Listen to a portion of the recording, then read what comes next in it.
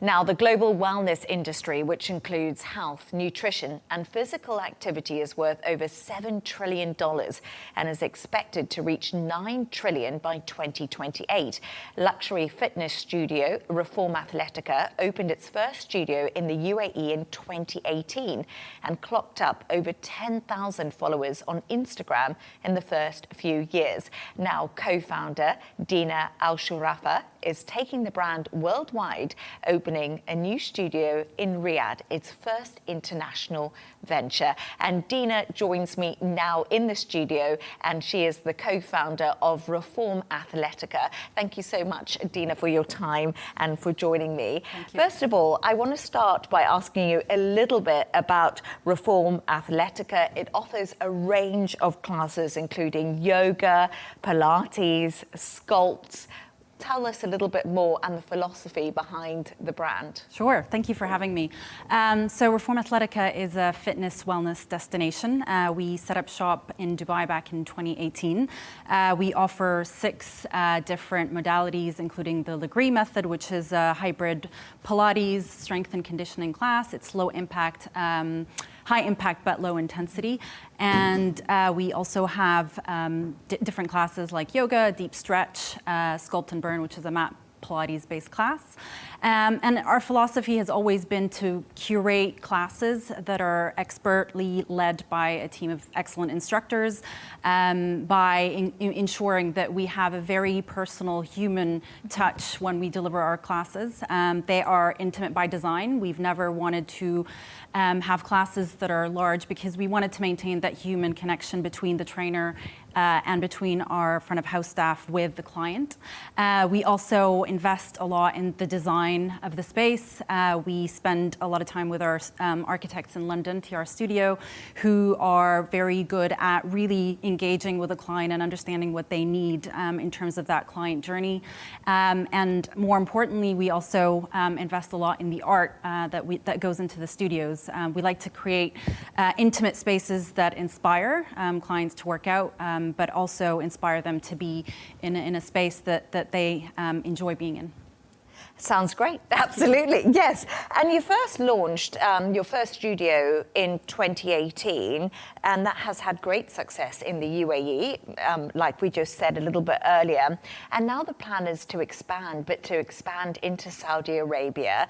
Why Riyadh? And basically, why now? Yeah, great question. I think it's the decision has 2 elements to it for us. The first one is a business and the second is a personal one.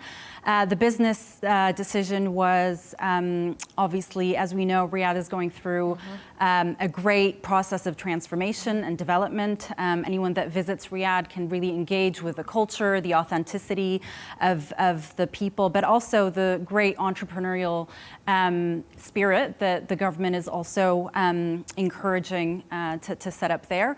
And I think Vision 2030 is such an ambitious development and ambitious aim, and we wanted to be part of it. The Ministry of Sport, the Ministry of Investment is spending a lot of money into making Riyadh a wellness hub, investing a lot of dollars into the social and wellness infrastructure of the country. And you know, it's testament to the country that, you know, great international conferences like FIBO and Dubai, Beyond Active, which are very well known, are now actually establishing spots in Riyadh. So that for us meant that it was the natural choice, and we wanted to be part of that, and we wanted to engage with that.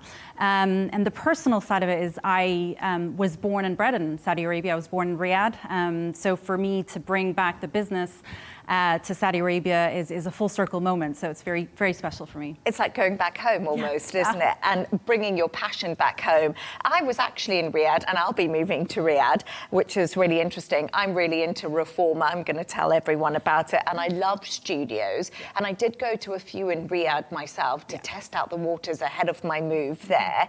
And right now, what sets Reform Athletica apart from the other kind of studios that are available? Is it that intimacy, the art that you talked to me about? Yeah, I mean, we view competition as a great thing. We actually view it as a positive because it keeps our quality in check and it keeps our training at its highest standards. I think for us, we are very confident that the quality of the training that we deliver is on par with international standards in London and New York and elsewhere. But also what we bring in terms of the human connection between clients and trainers is something that we think we do very well in Dubai, and we think that we will do that very well in Saudi Arabia. And I think the client journey is something that we're very focused on. From the moment a client comes in, they feel very welcomed and special, and they feel seen. And we are, excited to make sure that this journey continues in Saudi and beyond.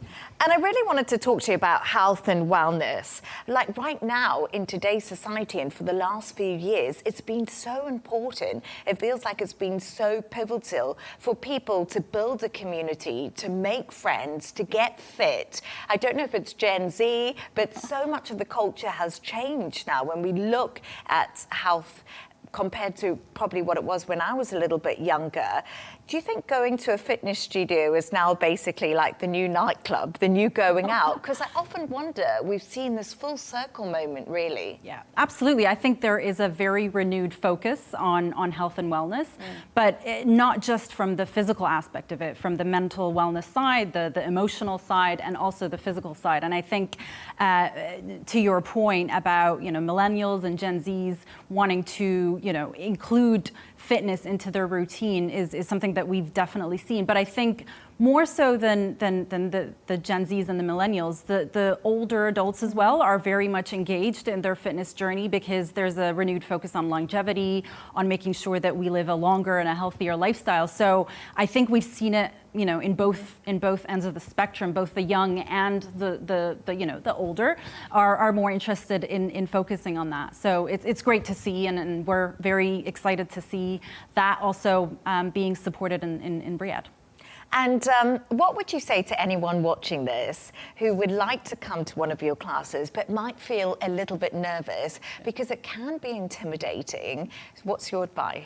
As with anything, don't be intimidated. I think the first time's always a little bit daunting, but our trainers are very experienced in dealing with clients of all levels and of all fitness abilities, and we want to welcome everyone. Fitness shouldn't be restricted to a certain group of people. It should be open to anyone, and we encourage everyone to try it, and don't be intimidated. It's always the first time, and then you can push through it. No, I agree with that. And men, should we get all the men encouraged to come along? Because I don't know about you, but I always watch on Instagram men doing Legree or Pilates, and it's quite amusing. Yeah. But they can be quite good at it, can't they? No, absolutely. And I think there's a perception that Pilates or Legree is not for men because it's seen more of a female-focused type of exercise. But every time we've had men in our studio, they're surprised as to how difficult the workout is.